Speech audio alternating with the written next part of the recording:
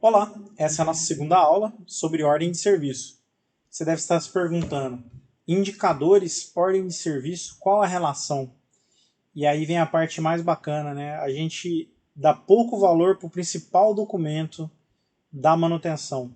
A ordem de serviço é o único documento que passa por todos os processos da gestão de manutenção, desde a solicitação do serviço ao encerramento, o feedback, todas as informações que foram executadas, materiais, horas, custos, todas as informações estão na ordem de serviço. Então, pessoal, a partir de hoje, vamos dar valor na nossa ordem de serviço. Ela vai trazer todas essas informações para nós, tanto como planejamento, como TCM, como confiabilidade. A Amanda vai trazer um vídeo, também vai ficar nessa playlist aqui no YouTube, que vai mostrar como impacta um mau apontamento, como isso impacta na confiabilidade e na gestão de ativos. Ok? Então vamos lá, vamos começar a nossa aula. Então a gente começa aqui pela... Toda ordem de serviço tem que ter um número, né? Esse número ele é individual, ele não se repete. E uma boa prática é ter o número da nota ou da SS amarrada nessa ordem mãe. A SS chama solicitação de serviço, e a nota é um termo que é utilizado muito no SAP, então muita gente está acostumado com esse nome, por isso eu deixei os dois. Isso aqui é só um exemplo, tá, pessoal? Em softwares mais avançados você consegue até colocar várias solicitações e várias notas na mesma ordem de serviço, né? Como se fosse uma ordem mãe e as ordens filha, solicitações filha. Aqui é só um exemplo de como ficaria, mas se tiver isso no seu software, melhor ainda. Então, a primeira informação que a gente precisa é do sintoma. Que significa essa informação? Essa informação vem da operação, de quem abriu a solicitação de serviço. O que ele enxergou na prática, no dia a dia, que faz ele entender que há uma falha funcional ou uma falha potencial, parcial, naquele equipamento. Então, aqui você vai escrever exatamente o que o operador da máquina passou. O que ele passou você vai escrever aqui, ok? A data de abertura, então como pode ser visto aqui, a data de abertura e a data de fechamento. Tanto a data como a hora de abertura e a hora de fechamento também. Isso aqui vai ser importante para nós, para alguns indicadores que nós vamos calcular. Nós vamos ter alguns indicadores que a Amanda vai falar que usam essa informação. Então vamos tomar um pouco de cuidado com aqueles horários britânicos que a gente fala, né? Que é, eu comecei às 7 da manhã e parei às 5 da tarde. Será que foi às 5 mesmo? Será que não foi 3h35, sabe? O pessoal arredonda bastante, então a gente precisa dessa informação. Quanto mais fiel, melhor. Essa outra informação aqui é a semana da programação.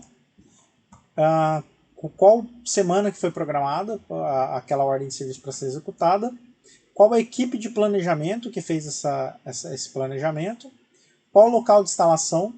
Na tua empresa pode chamar, talvez ter outro nome, aqui pode estar chamando de equipamento, ou pode estar sendo chamado de local funcional, tem alguns outros nomes. Aqui também, mesma coisa, pode estar sendo ativo, ou tag, ou componente. Aqui é basicamente, qual a diferença desses dois campos, né?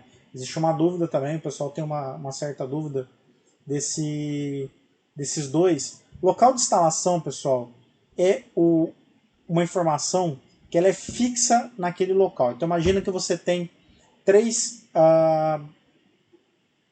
sistemas de bombeamento, tá? De água, por exemplo. Você vai chamar um de BBA1, o segundo BBA2 e o terceiro BBA3. Isso são os locais de instalação. Você vai identificar aquela bomba 1 com uma plaquinha. Pode ser numérica, pode ser alfanumérica, isso vai depender como você quer classificar, como você quer fazer o que a gente chama de taxonomia. Então você vai identificar ela, por exemplo, com o tag 100.000, 100.001, 100.002. Ok. Esse tag, ele é o RG do equipamento. Ele não sai mais do equipamento.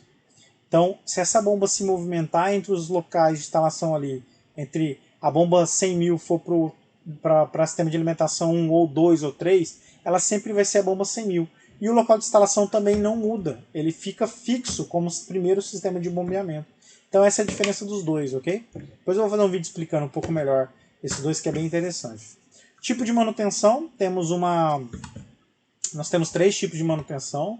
Eu já tenho alguns posts falando sobre isso. Se vocês quiserem mais detalhes sobre o tipo de manutenção, um vídeo, por favor me avisem que eu farei um vídeo só sobre o tipo de manutenção. Mas basicamente nós temos 3. Corretivo, preventivo e preditivo. Aí você vai falar assim para mim, mas na minha empresa eu tenho um que chama de melhoria, eu tenho um que chama de segurança, eu tenho um que chama de administrativo. Não tem problema, mas por norma nós temos esses 3.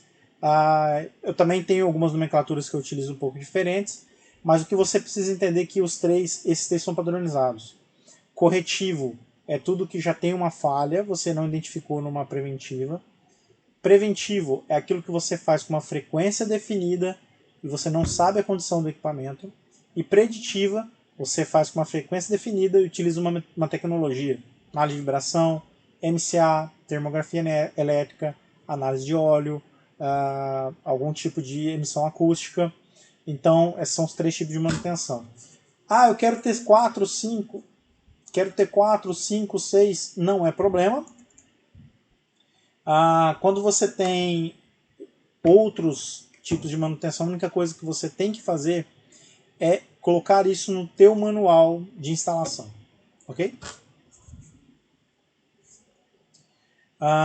Aqui nós temos também a prioridade, também tem um vídeo no nosso canal aqui, não faz parte desse playlist, desse curso, mas nós temos um vídeo falando sobre prioridade, criticidade, diferença entre eles.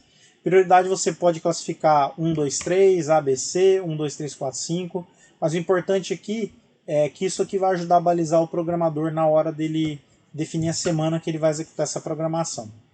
Você também tem oficina ou especialidade ou centro de trabalho. Aqui você vai definir basicamente quem pode executar aquela manutenção. Reparou? Essas informações aqui são o cabeçalho da ordem, são as informações úteis para identificar o local, o equipamento, quem pode fazer esse tipo de manutenção. Aqui embaixo a gente começa com as atividades. Então a primeira atividade, por exemplo, poderia ser verificar o ruído de um equipamento, por exemplo. Número de pessoas, aqui você vai definir se é um mecânico, são 2 mecânicos, 3 mecânicos, ou eletricista, e assim por diante. Aqui também é definido o HH, que é o homem-hora. Então o HH, vou explicar aqui rapidamente como ele funciona. Se você tiver um mecânico por 1 hora, você tem 1 HH. Se você tem 2 mecânicos por 1 hora, você tem 2 HH. 2 mecânicos, 2 horas, 4 HH. Se você sempre multiplica o número de pessoas pelo tempo de cada pessoa, para você ter um HH total aqui de quanto você vai precisar em horas homem, ok? Aqui embaixo na tua ordem de serviço você tem que ter os materiais, qual material, qual código, onde fica, qual depósito que está esse material. Então essa aqui é a nossa frente da nossa ordem de serviço, uma frente de uma ordem de serviço bem básica, para servir de exemplo para o nosso curso, né? No futuro a gente vai falar um pouco de ordem de serviço até mais avançadas do que essa aqui. E aqui nós temos um PDCA do planejamento. Aqui nós definimos, por exemplo, que eu precisaria de um rolamento X. E aí, quando você chegou lá, era outro rolamento. Você vai colocar aqui, por exemplo, rolamento incorreto. Ou faltou materiais. Ele colocou o rolamento e esqueceu de colocar um retentor que eu precisei lá. Você colocar falta de materiais. Ou a ferramenta que você falou que eu tinha que usar estava errada. Então, ferramenta incorreta, ou faltou ferramenta. Tudo que o planejador definiu no planejamento tem que aparecer aqui no PDCA como feedback da ordem. Aqui no apontamento, aqui nós definimos nosso planejamento, quais atividades e quantas pessoas precisariam. Aqui no apontamento vai ter o nome de cada colaborador e vai ter a data e hora inicial e a data e hora final que ele executou aquele plano para a gente poder calcular os tempos, se eles estão de acordo. Isso vai ajudar nós a calcularmos a nossa assertividade de planejamento. Ok? Essa parte de feedback técnico, a Amanda vai explicar em outro vídeo, porque ela vai explicar com bastante detalhe em relação à confiabilidade, ok? Espero que tenham gostado dessa aula. Provavelmente teremos bastante dúvidas, é normal, e a gente espera por isso. Então conto com vocês, deixem as dúvidas aqui no vídeo, no nosso LinkedIn, no nosso Instagram. Deixem as dúvidas que a gente vai voltar e vai tirar todas elas durante esse curso.